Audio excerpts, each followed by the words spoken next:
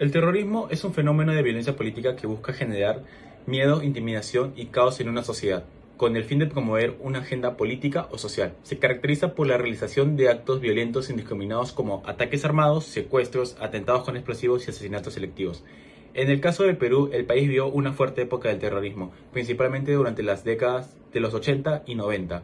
Dos grupos terroristas destacaron en este periodo: Sendero Luminoso y el Movimiento Revolucionario Tupac Amaru, mejor conocido como MRTA. Las semanas vinculadas con este tema y que nosotros hemos escogido es la semana 9, el gobierno revolucionario de la Fuerza Armada 68-80, aspectos políticos y sociales. Los temas del gobierno revolucionario de las Fuerzas Armadas y la lucha contra el terrorismo en el Perú están vinculados debido a la represión estatal y políticas de la reforma socioeconómica que generaron un ambiente propicio para el surgimiento de grupos terroristas. Semana 12. La lucha contra subversión. 80-89. Las primeras etapas del conflicto. Sendero Luminoso y el MRTA están relacionados con el terrorismo en Perú debido a su surgimiento en un contexto de descontento social, cambios políticos a través de la lucha armada y su impacto en la sociedad mediante tácticas terroristas generando violencia y temor en la población. Semana 14. El Perú de Fujimori. El declive del terrorismo y el regreso del autoritarismo. El gobierno de Fujimori en el Perú se caracterizó por el declive del terrorismo, gracias a una estrategia efectiva de combate, pero también por el regreso del autoritarismo, con restricciones a las libertades civiles y denuncias de violaciones a los derechos humanos. Esos aspectos marcaron un periodo complejo en la historia del país. Una causa fundamental del periodo de terrorismo en el Perú fue la desigualdad socioeconómica y la exclusión social que prevalecía en el país. Durante décadas existió una profunda disparidad de distribución de la riqueza, el acceso a oportunidades educativas y laborales, así como a servicios básicos como la salud, la vivienda y el agua potable. Estas desigualdades fueron especialmente pronunciadas en áreas rurales y comunidades indígenas, donde la falta de inversión estatal y la ausencia de programas de desarrollo dejaron a muchas personas en condiciones de pobreza y marginalización. La falta de acceso a servicios básicos y oportunidades de progreso generó un sentimiento de justicia y frustración entre ambos sectores de la población, que se sintieron excluidos y olvidados por el Estado. Sendero Luminoso, aprovechando este caldo de cultivo, utilizó la desigualdad socioeconómica y la exclusión social como una justificación para su lucha armada. Presentaron un discurso ideológico que prometía una supuesta igualdad y justicia social a través de la lucha armada. Aprovecharon el descontento y la desesperanza de aquellos que se sentían abandonados por el sistema y reclutando adeptos en comunidades marginadas, ofreciendo una alternativa radical para desafiar al status quo. Como consecuencia directa del periodo de terrorismo en el Perú, se experimentó un deterioro significativo en la convivencia social. La presencia constante de actos violentos y ataques terroristas generó un clima de desconfianza y sospecha entre las personas. El miedo a convertirse en víctimas de la violencia condujo a una fragmentación en la sociedad, ya que las personas se volvieron más cautelosas y distantes entre sí. El aumento de la violencia también tuvo un impacto negativo en la vida cotidiana de las personas. La amenaza constante de ataques terroristas limitó la movilidad y las actividades sociales. Muchas personas se vieron obligadas a cambiar sus rutinas y evitar ciertos lugares públicos por temor a convertirse en blancos de la violencia. La sensación generalizada de la inseguridad tuvo un efecto paralizante en la sociedad, afectando la libertad y la sociedad en sí. Tío, preséntate. Yo me llamo Tehuano Valencia Chamba, yo tengo 70 años. A ver, tío, ¿qué opinas sobre los sucesos en el terrorismo?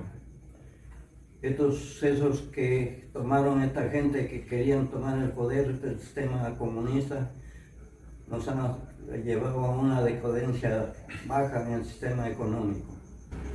Tío, a ver, ¿tú consideras que las acciones tomadas por estos grupos terroristas son justificadas? Estas acciones terroristas del sistema comunista nunca van a ser justificadas porque no, ellos querían tomar el mando, pero eran grupos pequeños y que la fuerza militar no los dejó. Por eso esta gente huía cuando los iban a capturar. ¿Qué atentado consideras que tuvo más impacto en el Perú? Un atentado que hubo en el tiempo de esa realización política fue en el centro de Lima, en el sector Miraflores, y ahí habían colocado una bomba y murieron tanta gente, destrozaron los edificios, ahí murieron hombres, mujeres, niños, y eso el ejército y la policía fue y allí ya hicieron, por ejemplo, capturaron ya hasta a Ismael Guzmán.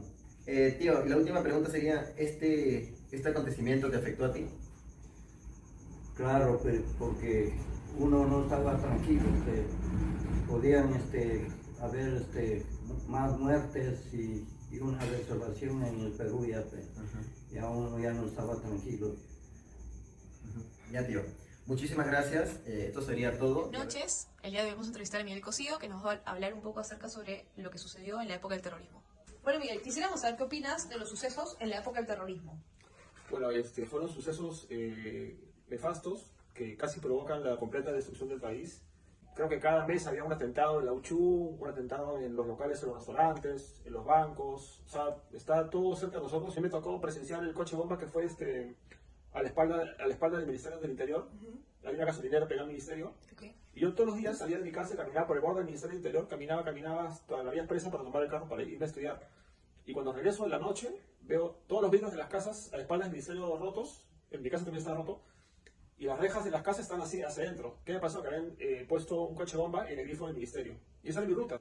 ¿Consideras que las acciones tomadas por estos grupos terroristas son justificadas?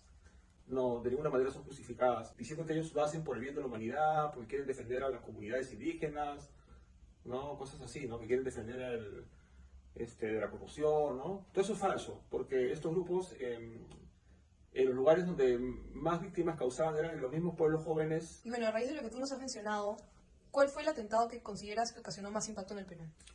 Como dije antes, el de Tarata. ¿Qué opinas acerca de las acciones que tomó la Fuerza Armada frente a estos grupos? Bueno, la Fuerza Armada se enfrentó a un enemigo que era un enemigo que atacaba por la espalda. Tú no sabías quién era el enemigo. O sea, si los terroristas no hubieran atacado el Perú, nunca se hubiera producido esa respuesta. O sea, es falso decir que los terroristas mataron gente, los militares mataron gente. No. Los terroristas mataron gente y a consecuencia de ese ataque terrorista hubieron las muertes que no hubieran habido si no hubieran habido ataques terroristas. O sea, me explico. Y siempre se ha querido, como decir, ¿no? Equiparar, ¿no?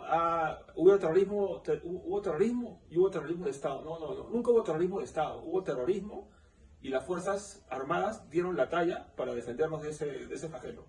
Y si no fuera por ellos, hoy ya no existiría. Después de el análisis de ese trabajo, podemos llegar a la conclusión de que el Estado y la sociedad enfrentaron este problema del terrorismo con los recursos económicos, políticos y sociales que se les permitió. ¿Por qué? A continuación se detalla esto. Hola, ¿qué tal? Mi nombre es Tamara Álvarez y siguiendo con la última parte de la conclusión que la realizó con José Carlos, es que la centralización impidió que se efectuaran operativos inteligentes en el interior del país, pero al menos hubo la presencia de las fuerzas del orden. Recién cuando el problema llegó a Lima, el mismo gobierno fue el que realizó operativos más inteligentes. Fue el mismo centralismo de la capital que le dio pie al resentimiento de las personas del interior del país. Quisieron luchar por un cambio, pero los resultados fueron derramamiento de sangre y más desconfianza por parte de la gente de la ciudad hacia la gente del interior del país. Lamentablemente, también quiero añadir que esto sigue pasando con los gobiernos, ya que solo le prestan atención a la capital e ignoran todo el interior del país, donde más habita gente. Entonces, es el ensimismo de un grupo privilegiado que llegó al poder lo que originó el rencor de la gente del interior del país, y de esto los terroristas aprovecharon para convencerlos que debían tomar las armas para generar un cambio. No obstante, algo se debía hacer. El gobierno de turno, el gobierno de Fujimori, a pesar de los escándalos de corrupción y dictadura en los que se vio envuelto posteriormente, en su momento actuó efectivamente para combatir a las fuerzas terroristas, a diferencia de los gobiernos anteriores como el de Belaúnde o el de Alan García. Finalmente queda decir que como un Estado fuerte le ganamos a un enemigo peligroso, pero como sociedad fracasamos al dejarnos llevar por prejuicios que hasta ahora siguen latentes.